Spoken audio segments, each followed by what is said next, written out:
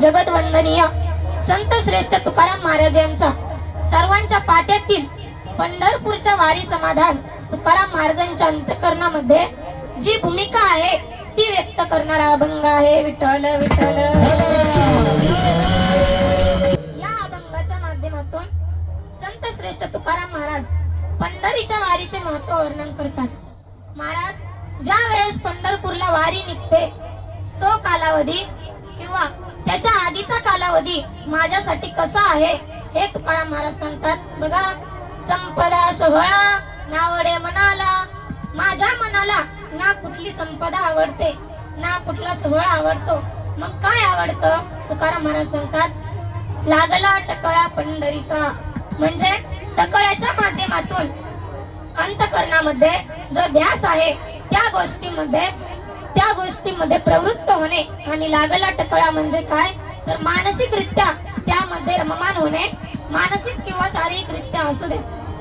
मग तुकाराम महाराजांना विचारलं, का हो तुकोबरा तुम्हाला काय वाटतं? तर तुकाराम महाराज सांगतात, जावे पंढरीसी आवडे मनासी, मला पंढरपूरला जावं असं खूप मनापासून वाटतं।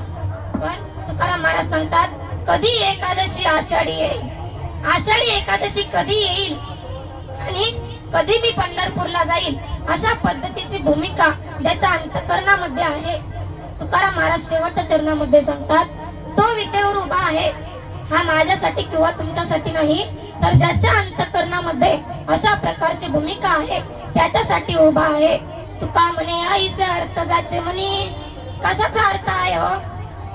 तर कधी एकदा कीर्तन सुटतंय आणि कधी एकदा फराळ करतोय याचा अर्थ आहे का? तर नाही। तर कधी एकदा पंढरपूरची वारी निघते आणि कधी मी पंढरपूरला जातोय याचा अर्थ ज्याच्या अंतःकरणामध्ये आहे त्यासी चक्रपाणी वाटप आहे विठ्ठल विठ्ठल केले महाराज तुकोबारायांनी। या पृथ्वीवर जर विचार केला तर या पृथ्वीवर अनेक सोहळे आहेत। किती सोहळे आहेत महाराज?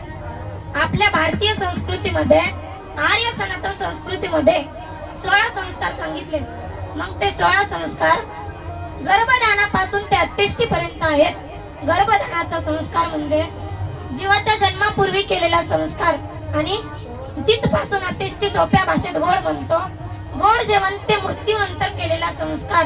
आणि हे 16 संस्कार मिळून हा नरदेव बनलेला आहे विठ्ठल विठ्ठल। महाराज सांगतात, संपदा सोहळा नावडे मनाला, असं शोधूनही माणूस सापडणार नाही की ज्याला संपत्ती आवडत नाही।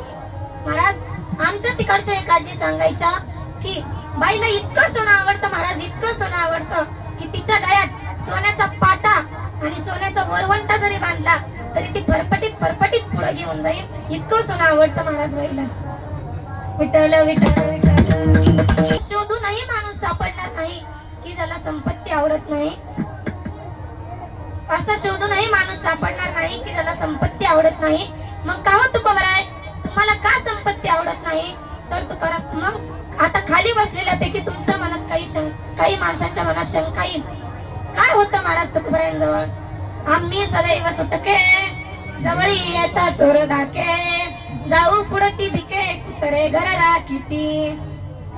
काय होतं महाराज तुकोबरायांजवळ? तुकोबराम महाराजांना काय संपत्ती आवडेल हो? तुकाराम महाराजांना काय होतं? विठ्ठल विठ्ठल विठ्ठल।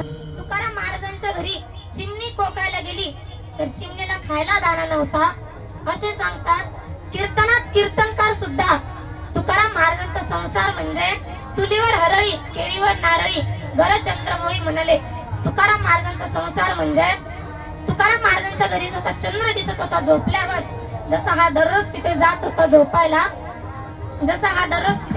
झोपायला, तुकाराम महाराजांचं प्रमाण आलंय, तू आम्ही सदैव सुटके जवळी येता चोर धाके, जाऊ पुढती भिके कुत्रे घर राखीती विठ्ठल विठ्ठल।